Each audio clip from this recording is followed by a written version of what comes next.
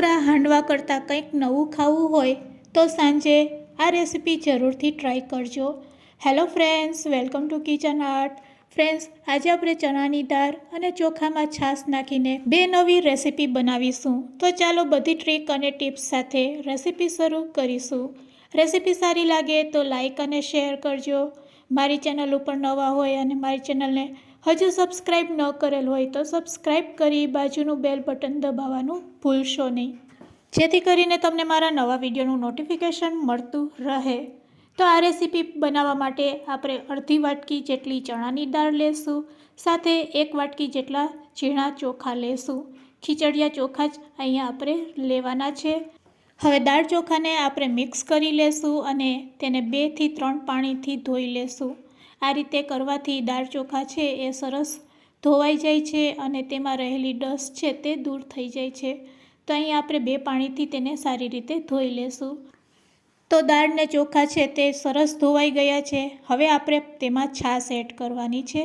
તો અહીં આપણે છાશ કેટલી લેશું તો તે જ વાટકીના માપથી અહીંયા આપણે 1.5 વાટકી જેટલી છાશ એડ કરવાની છે.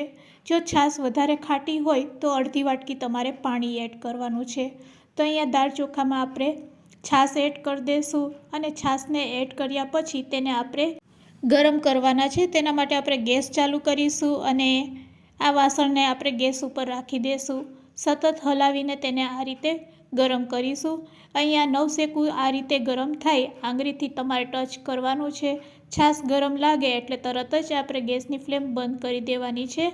તો ગેસની ફ્લેમ હવે બંધ કરી દઈશું અને તેને ઢાંકીને 2 કલાક માટે રેસ્ટ આપીશું. 2 કલાક થઈ ગઈ છે. અહીંયા આપણા દાળ ચોખા છે તે છાશ સાથે સરસ પલળી ગયા છે. હું તમને બતાવવાનો પણ પ્રયત્ન કરું છું. તો આ રીતે છાશમાં દાળ ચોખાને પલાળ્યા પછી તેને આપણે ગ્રાઇન્ડ કરીશું. તો અહીંયા આપણા દાળ ચોખા સરસ પલળી ગયા છે. અહીંયા આપણે છાશ છે એ બધી મિક્સર જારમાં એડ નથી કરવાની. આ રીતે દાળ ચોખામાં થોડીક છાશ આવે તે રીતે જ આપણે તેને લેશું અને મિક્સર જારમાં ગ્રાઇન્ડ કરી લેશું. બચેલી આ છાશને આપણે 1 વાટકીમાં કાઢી લેશું અને તેનો ઉપયોગ આપણે પાછળથી કરવાના છે. તો ગ્રાઇન્ડ કર્યા પછી તમે જોઈ શકો છો આપણું બેટર છે તે કંઈક આ રીતનું તૈયાર થયું છે. તો અહીંયા આપણે કણીવાળું બેટર તૈયાર કરવાનું છે, વધારે સ્મૂથ તૈયાર નથી કરવાનું. હું તમને આંગળીથી બતાવવાનો પ્રયત્ન કરું છું. જો આમાં થોડુંક આપણે કણીવાળો ભાગ દેખાય છે, બસ આ રીતનું બેટર તૈયાર થઈ જાય એટલે તો આપણે તે જ વાસણમાં બેટર છે તે કાઢી લેશું અને આ બેટરને આપણે ચમચાથી 1 વખત આ રીતે ફેટી લેશું. આ રીતે ફેટવાથી તેમાં આથો છે તે સરસ આવશે. હવે આ રીતે ફેટીને આપણે તેને 6 કલાક માટે રેસ્ટ આપીશું. તો ફરીથી આપણે તેને પ્લેટથી ઢાંકી દેશું. 6 કલાક માટે રેસ્ટ આપીશું. 6 કલાક પછી તમે જોશો તો તેમાં સરસ આથો આવી ગયો હશે. તો ફ્રેન્ડ્સ, એકદમ સરસ આથો છે તે આવી ગયો છે આ બેટરમાં. બસ હવે આ બેટરમાંથી તમે ઢોકળા પણ બનાવી શકો છો અને હાંડવો પણ બનાવી શકો છો. તો આજે આપણે આ બેટરમાં થોડાક શાકભાજી એડ કરશું. તો મેં વેજીટેબલ્સમાં દૂધી લીધેલ છે છીણેલી 1 નાની વાટકી, સાથે તેમાં એડ કરશું પાલક. જો ફ્રેન્ડ્સ તમારા બાળકો પાલક ન ખાતા હોય તો તમે આ રીતે તેમને ખવડાવી શકો છો. તો અડધી વાટકી જેટલી પાલક એડ કરેલી છે. લીલું લસણ આવે છે તો આપણે 2 ચમચી જેટલું સમારેલું લીલું લસણ, સાથે આદુ મરચાં લસણની પેસ્ટ 1 ચમચી અને સાથે તેમાં અડધી ચમચી જેટલી ખાંડ એડ કરશું. સાથે સ્વાદ મુજબ મીઠું એડ કરી દઈશું. ઢોકળા કરતાં કંઈક અલગ ટેસ્ટ આવે તેના માટે આપણે સાંભાર મસાલો એડ કરશું 1 ચમચી જેટલો. 5 ચમચી જેટલી હળદર એડ કરી દઈશું. હળદર એડ કર્યા પછી તેમાં આપણે તેલ એડ કરવાનું છે. તો 2 નાની ચમચી જેટલું આપણે તેલ પણ એડ કરશું. નાસ્તો સોફ્ટ અને સ્પોન્જી બને તેના માટે આપણે 1 ચમચી જેટલો ઈનો નાખશું અને તેને એક્ટિવેટ કરવા માટે આપણે જે છાશ રાખેલી છે તે 2 ચમચી એડ કરી દઈશું. બસ હવે બધી વસ્તુને આપણે આ રીતે હલાવી લેશું.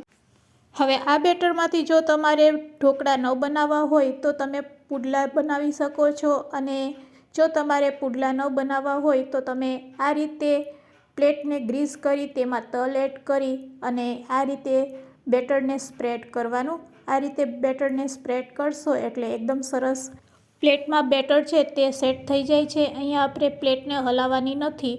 આ રીતે બેટરને તમે સ્પ્રેડ કરશો એટલે તલ છે તે એકદમ સરસ ચોંટી જશે બેટર સાથે. હવે આપણે ઉપરથી પણ થોડાક તલ એડ કરી દઈશું. અહીંયા મેં સ્ટીમરમાં પાણી ગરમ કરવા માટે રાખી દીધું હતું. તો પાણી ગરમ થઈ જાય એટલે પ્લેટને આપણે તેના ઉપર રાખી દઈશું. 5 થી 7 મિનિટ માટે હાઈ ફ્લેમ ઉપર આપણે સ્ટીમ કરી લેશું. તો બીજી બાજુ આપણે અપ્પે પેન લેશું અને અપ્પે પેનમાં આ રીતે થોડુંક તેલ નાખી તલ ઉપરથી સ્પ્રેડ કરી અને તૈયાર કરેલા બેટરમાંથી આ રીતે આપણે અપ્પે તૈયાર કરી લેશું. તો ફ્રેન્ડ્સ, લો ફ્લેમ ઉપર આપણે લીડથી તેને ઢાંકી દેશું અને વચ્ચે વચ્ચે ચેક કરી તેને પલટાવી લેશું. બંને બાજુ ગોલ્ડન બ્રાઉન કલરના થાય પછી તેને અપ્પે પેનમાંથી કાઢી લેશું. તો અહીંયા સરસ આપણો નાસ્તો છે તે તૈયાર થઈ ગયો છે. એકદમ સોફ્ટ અને સ્પોન્જી બનશે અને ખાવામાં ખૂબ જ ટેસ્ટી લાગશે. તો બીજી બાજુ આપણે જે નાસ્તો તૈયાર કરેલો છે તે પણ સરસ બફાઈ ગયો છે. તો ચાલો ગેસની ફ્લેમ બંધ કરી દેશું. તેને આ રીતે તમે ચેક કરી શકો છો. તો એક નવા જ સ્વાદ સાથે આજે આપણે આ ઢોકળા બનાવેલા છે અને નવી રીત સાથે જ આજે આપણે આ ઢોકળાને વઘારીશું. તો ઢોકળા ઠંડા થઈ જાય પછી તેને ચાકુથી આ રીતે આપણે કટ કરી લેશું અને કટ કર્યા પછી હું તમને દેખાડું છું કે આપણા ઢોકળા છે એ કેટલા સરસ તૈયાર થયા છે, કેટલા સોફ્ટ પણ તૈયાર થયા છે. તો તમે જોઈ શકો છો એકદમ સહેલાઈથી તે પ્લેટમાંથી નીકળી જાય છે અને તમે જોઈ શકો છો એકદમ સોફ્ટ તૈયાર થયા છે. તો તમે આ રીતે પણ તેને એન્જોય કરી શકો છો. ખૂબ જ સરસ લાગશે. પણ આજે આપણે તવા ઉપર તેને વઘારીશું. તો તવાને આપણે ગરમ કરી તેલ લગાડી તેના ઉપર તલ સ્પ્રેડ કરશું, સાંભાર મસાલો સ્પ્રેડ કરશું અને લાલ મરચું સ્પ્રેડ કરશું. જો તમારે વઘારવા ન હોય તો તમે આ રીતે ઢોકળાને શેકી પણ શકો છો.